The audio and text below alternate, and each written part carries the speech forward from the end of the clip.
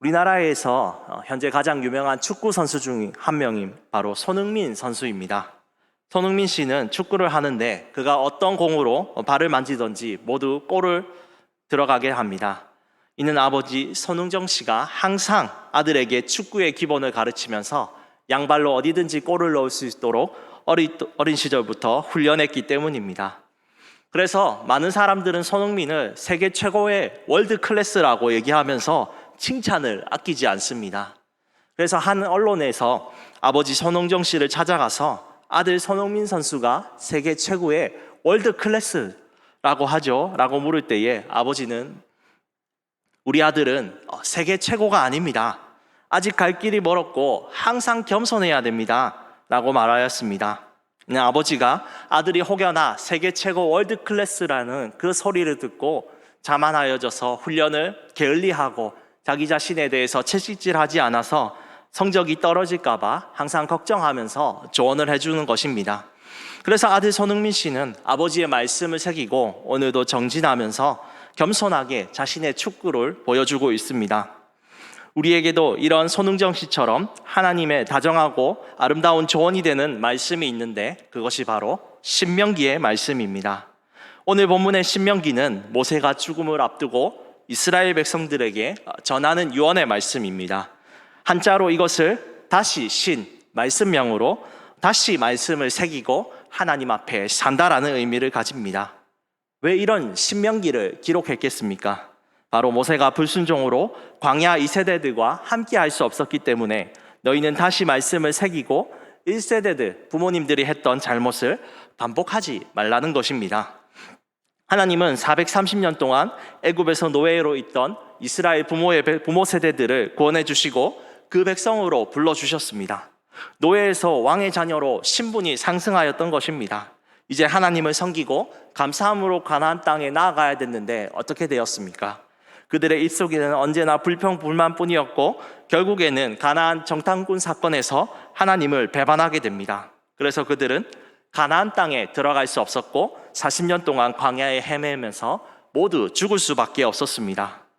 그럼에도 포기하지 않으시고 2세대 자녀들을 가나안 땅에 하나님께서 들어가게 하셨습니다.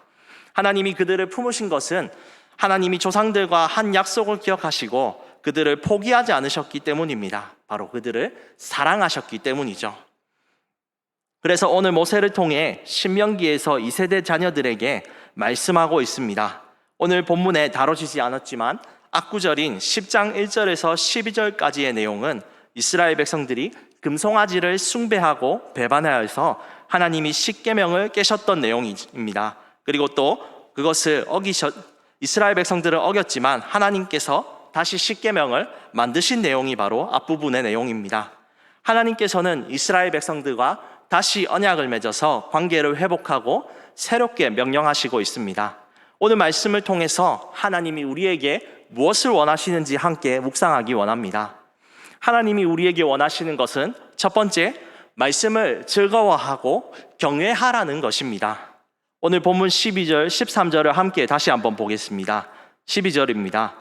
이스라엘아, 내 하나님 여호와께서 내게 요구하시는 것이 무엇이냐?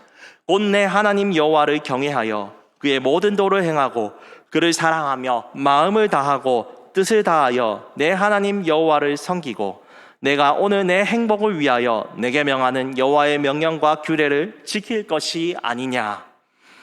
하나님께서 오늘 이 두 구절에서 총 5가지의 명령을 하십니다. 먼저 여호와를 경외하라. 두 번째, 도를 행하라. 그리고 그를 사랑하라. 네 번째, 여호와를 섬기라. 다섯 번째, 그의 계명을 지키라입니다. 하나님이 원하시는 것은요, 제일 앞문장에 나와 있듯이 하나님을 경외하라는 것입니다. 경외는 히브리어로 야라라는 뜻으로 단어인데 이것은 두려워하다는 뜻입니다. 단순히요, 대상을 무서워하는 것이 아니라 우리가 하나님을 아버지로 모시고 그분 앞에 겸손한 마음으로 나아가야 된다는 것을 뜻합니다. 하나님과 다른 신들의 차이점이 무엇입니까? 바로 하나님은 우리와 관계를 맺으시고 하나님의 뜻대로 행하기 위해서 때로는 엄하기도 하시지만 결국에는 우리를 사랑과 은혜로 항상 인도하시는 인격적인 분이라는 겁니다. 제가 5학년 때 부모님께서 킥보드를 사주셨습니다. 다른 친구들은 가지고 있었는데 늦게나마 가지고 있는데 얼마나 기분이 좋았는지 모릅니다. 그때 부모님께서 한 말씀 하셨습니다. 성우가 탈 때는 말이야, 항상 위험하니까 어두울 때 타지 말고 머리에 헬멧 쓰고 무릎 보호대, 손목 보호대 항상 차고 다니거라. 그 외에 차를 살피고 몇 가지 주의사항을 주셨습니다. 제가 그 말씀을 들었을 때에 그렇지 않 부모님 킥보드 하나 사준다고 너무 많은 요구하시는 거 아닙니까? 라고 했을까요? 네, 그렇지 않죠. 우리 부모님께서 말씀하신 당부는 나를 향한 단순한 잔소리가 아니라 킥보드를 안전하게 마음껏 타라는 부모님의 사랑의 메시지입니다. 하나님이 주신 말씀을 지키는 것도 마찬가지입니다. 우리가 하나님의 말씀을 지킨 것은 우리에게 족쇄를 채우고 괴롭히려는 것이 아니라 말씀 안에서 참된 행복을 누리려는 것입니다. 또 다음 본문에서 12절에 도를 행하고에서 도는 히브리어로 할라크라고 하는 명사인데요, 이것은 길이라는 뜻입니다. 즉 다시 풀어서 해석하면 그 길을 행하라, 걸어가라 라고 볼 수 있습니다. 하나님이 이스라엘 백성들에게 보여주신 길이 무엇입니까? 내 마음대로, 내 기분 내키는 대로 살라는 것이 아니라 하나님의 뜻 가운데 살라는 것입니다. 그 다음 단어를 보시면 그를 사랑하라, 이것은 아하브라는 히브리어이고요, 뜻은 기뻐하다, 사모하다입니다. 따라서 하나님의 말씀을 듣고 그 길을 걷는 것에 그분을 기뻐하고 사모하는 것이 동반돼야 된다는 것입니다. 성도 여러분, 하나님을 진심으로 사랑하며 이 자리 앞에 나오셨습니까? 혹시라도 하나님을 습관적으로 예배하고 나오신 분들이 있지 않으십니까? 역대상 29장 17절에는 이렇게 말합니다. 나의 하나님이여, 주께서 마음을 감찰하시고 정직을 기뻐하시는 줄 내가 아나이다. 내가 정직한 마음으로 이 모든 것을 즐거이 드렸사오며 이제 내가 또 여기 있는 주의 백성이 주께 즐거이 드리는 것을 보오니 심히 기쁘도소이다. 우리의 마음을 감찰하시는 하나님께 우리가 오늘 시간 진심으로 주님께 사랑의 고백을 드리며 예배하기를 원합니다. 그리고 13절에 명령과 규례를 지키라고 하는데 앞서 본문을 보면 그 이유는 무엇이라고 나와 있습니까? 바로 너의 행복을 위해서 지키라고 합니다. 행복을 원어로 토부라고 하는데요, 이것을 기쁘다, 좋다라는 것입니다. 우리가 창세기에서 하나님께서 이 모든 것을 보시니 심히 좋았다가 바로 이 단어 토브입니다. 바로 하나님 앞에서 구원받은 백성으로서 우리가 기쁘고 즐거운 행복을 위해 지키라는 것입니다. 웨스트민스터 소교리 일문답에서 우리의 삶의 목적이 무엇이냐고 물을 때에 어떻게 대답합니까? 하나님을 영화롭게 하고 그분을 영원히 내가 즐거워한다라고 나와 있습니다. 또 느헤미야 8장 10절에는 얘기하죠. 여호와를 기뻐하는 것이 너희의 힘이니라. 하나님의 말씀을 섬기는 것이 얼마나 큰 기쁨입니까? 저도 말씀을 묵상하면 내가 얼마나 하나님께 구원받은 백성이고 하나님이 나를 끝까지 지켜주신다는 믿음이 생겨서 그 기쁨이 얼마나 큰지를 모릅니다. 그리고 그것을 묵상하며 오늘 이 자리 앞에 설교하는 것이 저에게 얼마나 큰 기쁨과 감사인지 모르겠습니다. 신명기 33장 29절에는 이렇게 하나님께서 말씀합니다. 이스라엘이여, 너는 행복한 사람이로다. 여호와의 구원을 너같이 얻은 백성이 누구냐라고 합니다. 오늘 이 시간 하나님의 말씀을 들으러 나오신 우리 모든 성도 여러분들이 가장 행복한 자임을 믿으시기를 바랍니다. 그리고 옆 사람에게 함께 고백해 볼까요? 당신은 행복한 사람입니다. 우리는 하나님의 말씀 앞에 기쁨과 행복을 위해 나와왔기 때문에 우리는 행복한 사람인지 믿습니다. 하나님이 우리에게 원하시는 것은 무엇입니까? 두 번째는요, 하나님을 닮아가라는 것입니다. 하나님을 닮아가는 것은 먼저 마음에 할례를 행하라고 합니다. 하늘과 땅 모든 것들은 주님께 속하였습니다. 그 모든 크신 것을 가진 하나님이 요구하시는 것은 16절에 할례를 행하라는 것입니다. 특별히 마음에 할례를 행하라라고 말하고 있습니다. 현재 본문의 이 세대 이스라엘 백성들은요, 육체의 할례를 행하지 못하였습니다. 왜냐하면 부모님들이 잘못했기 때문에 그들이 가나안 땅에 바로 들어가지 못하고 40년 동안 광야에서 떠돌이 생활을 했기 때문입니다. 나중에 40년의 광야 생활이 끝나고 여호수아가 백성들을 가나안 땅에 이끌어서야 육체의 할례를 받게 되었습니다. 하지만 하나님께서 이 육체의 할례보다 더 중요한 것이 있다면 바로 마음의 할례라라고 얘기하고 있습니다. 그 이유가 무엇이냐면 모든 것이 마음에서 시작되기 때문입니다. 잠언 4장 24절에서는 이렇게 말하고 있습니다. 모든 지킬 만한 것 중에 더욱 내 마음을 지키라. 생명의 근원이 이에서 남이니라. 지금 하나님께서 이스라엘 백성들에게 마음의 할례를 받으면 마음의 중심을 하나님께 드리라라고 말하고 있습니다. 그들 속에 있는 하나님께 불순종하는 건 말씀대로 살지 않는 모든 것들을 제거하고 주님과의 관계를 고치고 새롭게 되어야 하는 것입니다. 그리고 마음을 다잡아서 하나님 앞에 바로 선 백성으로 살아야 했습니다. 하나님을 또 닮아가는 것은 겸손하라고 말씀하십니다. 마음의 할례를 받는 모든 백성은 중심에 하나님이 계시기 때문에 결국 깨닫는 것이 한 가지 있습니다. 그것이 무엇이냐면 내가 하나님께 아무것도 아닌 저 작은 존재라는 것을 깨닫는 것입니다. 우리나라 속담에 이 말이 있죠. 벼는 익을수록 고개를 숙인다라는 것입니다. 이와 같이 하나님 말씀도 마찬가지로 성도는 목을 곧게 하지 말고 항상 숙이라라고 얘기하고 있습니다. 목을 곧게 한다는 것은 원어로 딱딱하게 만들다라는 뜻인데 목을 숙여서 겸손과 순종을 나타내는 것보단 하나님 앞에 교만하는 모습을 나타내는 것입니다. 하나님이 이렇게 그들에게 겸손하라고 말씀하신 이유가 무엇입니까? 바로 이스라엘 백성들이 가나안 땅을 차지하며 그들이 혹시나 내 힘으로 하나님이 아니라 내 힘으로 이 가나안 땅을 차지했다 하면서 교만하여서 무너질 수 있는 가능성이 있었기 때문입니다. 실제로 여리고성에 여호수아도 자신이 성을 얻은 줄 알고 하나님께 묻지 않고 다음 전투인 아이성에 전력을 다하지 않고 몇 명만 보내어서 아이성에 대패하였던 경험이 있었습니다. 이렇게 그들이 교만해서 멸망하지 않도록 하나님께서 항상 이스라엘 백성들이 주님께 겸손하며 살기를 원했습니다. 사람에게 왜 죄가 들어왔습니까? 하나님 말씀보다 아담과 하와가 내 판단이 옳습니다. 하나님 말씀보다는 나의 뜻대로 사는 것이 더 낫습니다라는 교만이 그 속에 들어왔기 때문에 그 약속을 어기고 죄가 그 안에 들어온 것입니다. 여러분, 이 교만을 물리치는 것이 있다면 무엇입니까? 바로 하나님께 온 마음을 드리기 위해 시간을 드리고 나오는 것입니다. 베드로전서 5장 5절에서는 하나님께서 말씀하십니다. 젊은 자들아, 이와 같이 장로들에게 순종하고 다 서로 겸손으로 허리를 동이라. 하나님은 교만한 자를 대적하시되 겸손한 자들에게는 은혜를 주시느니라. 겸손하게 살아가는 것은 결국 하나님께 나아가는 것입니다. 하나님께 나아가는 최고의 방법이 있다면 무엇입니까? 바로 기도입니다. 저도 이번 여름 성가학교를 준비하면서 선생님들과 함께 릴레이 기도를 하였습니다.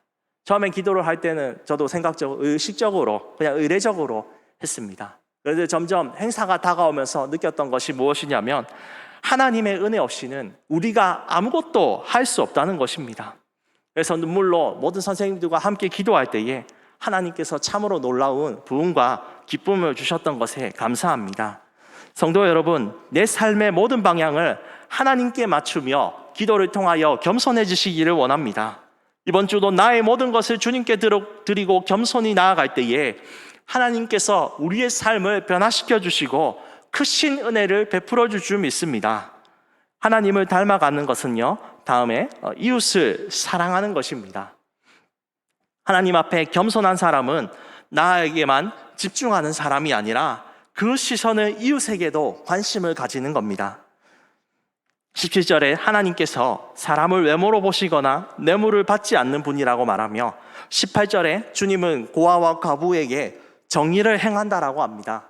여기서 정의는 히브리어로 미시파트라고 하는데 재판이라고 뜻을 말합니다. 고아와 과부들은요, 변호사를 선임할 돈이 없습니다. 뭔가 조리 있게 자기의 의견을 얘기하면서 재판에서 자기의 의견을 피력할 수가 없는 사회적인 약자들입니다. 그런데 하나님께서 이러한 약자들에게 재판장이 되셔서 그들의 어려움을 도우시고 그들의 의견을 변호하시는 분이 된다는 겁니다. 또한 하나님께서 나그네를 돌보시며 집이 없고 정처 없이 떠도는 그들에게 옷과 먹을 것을 주시는 분입니다. 엘리사에게 남편이 죽어서 어려움을 호소한 선지생도 아내가 찾아왔습니다. 하나님께서는 그 딱한 사정을 아시고 엘리사를 통하여서 명령하셨죠. 바로 그녀에게 모든 기름병들을 다 구해오고 너는 가지고 있는 기름병을 가지고 그 모든 그릇들을 채우거라. 그렇게 얘기할 때 그녀가 순종하고 모든 그릇들에 기름이 채워지는 역사가 일어났습니다. 그리하여 모든 빚을 갖고 그녀는 남은 여생을 아이들과 함께 행복하게 살아갈 수 있었죠. 이스라엘 백성들은 이러한 하나님의 관심을 닮아서 자비와 구제를 베풀어야 했습니다. 왜 그들이 그렇게 해야 되겠습니까? 19절에 그 답이 나오죠. 너희는 나그네를 사랑하라. 전에도 너희도 애굽 땅에서 나그네 되었음이니라. 그들도 애굽 땅에 도착했을 때 아무것도 없는 70명의 작은 부족 단위였습니다. 애굽의 노예 시작이었습니다. 그런데 하나님께서 그들에게 놀라운 일을 행하셔서 430년 만에 남자만 60만 명이고 전체를 예상하면 약 300만 명이 되는 거대한 민족이 되는 복을 주셨습니다. 이러한 하나님의 은혜를 받은 이스라엘 백성들은 항상 약한 자들에게 관심을 가지고 잘 대접해 주어야 했습니다. 그리고 또한 우리도 전에는 나그네였고 외인이었던 사람이었습니다. 불과 수십 년 전까지 우리는 예수 그리스도의 옛자도 모르는 사람이었죠. 그러나 예수 그리스도의 은혜로 우리는 하나님의 앞에서 가족이 되었고 세상에 하나님의 영광을 비추는 사명을 받았습니다. 우리가 주님의 받은 사랑을 이웃에게 베풀 때에 하나님이 우리에게 어떻게 행하시는지 시편 37편 26절에서는 말합니다. 그는 종일토록 은혜를 베풀고 꾸어주니 그의 자손이 복을 받는도다. 아멘. 이렇게 이번 주도 은혜를 베푸는 자들에게 복 주시는 하나님을 경험하는 우리 모두가 되기를 원합니다. 구역원들에게 그리고 우리 옆에 있는 이웃들에게 그 사랑을 베푸는 자들은 하나님의 큰 복을 받으며 주님께서 넘치는 그 은혜를 채워주실 줄 믿습니다. 주님을 닮아가는 자들은 마지막으로 주님과 친밀해지는 자들입니다. 20절에 이렇게 말합니다. 내 하나님 여호와를 경외하여 그를 섬기며 그에게 의지하고 그의 이름으로 맹세하라. 그에게 의지하라는 단어는 다바크라고 하는데요. 이것은 매달리다, 집착하다는 뜻입니다. 이것은 결혼한 남자와 여자가 한 몸을 이루면서 서로 뗄래야 떼지 않고 함께 관계 속에서 자주 사용되는 단어입니다. 이처럼 우리가 하나님과 우리의 관계가 하나가 되고 의지하며 친밀해져야 된다는 것을 얘기합니다. 요한복음 15장 4절에서는 말합니다. 내 안에 거하라. 나도 너희 안에 거하리라. 가지가 포도나무에 붙어있지 아니하면 스스로 열매를 맺을 수 없음 같이 너희도 내 안에 있지 아니하면 그러하리라. 오늘 담임 목사님의 말씀처럼 우리는 하나님께 모든 것들을 받았습니다.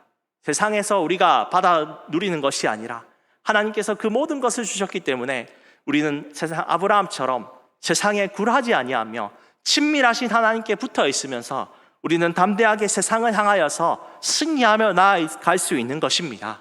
성도 여러분, 그러므로 우리가 하나님과 친밀하게 붙어 있어서 세상을 향하여 승리하며 하나님을 더욱 닮아가는 우리가 되시기를 주님의 이름으로 축복합니다.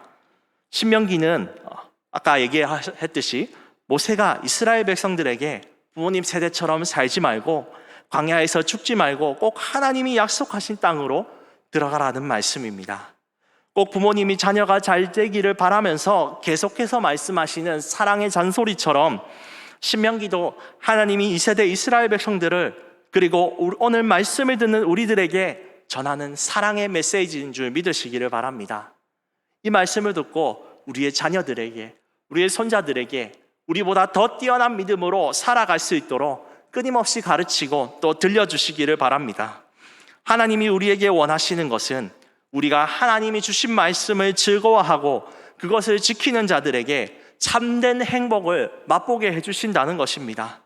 더 나아가 하나님의 말씀을 경외하고 의의 길을 걷고 사랑하며 이웃을 돌보는 자들은 어느 순간 돌아보니 내가 점점 하나님을 닮아가는 성화의 충만한 가정에 이르게 될 줄 믿습니다. 이번 한 주도 양들은 목자의 음성을 듣는다는 그 말씀처럼 하나님의 말씀을 듣고 순종하며 넘치는 복을 받는 우리 모두가 되기를 주님의 이름으로 소망합니다.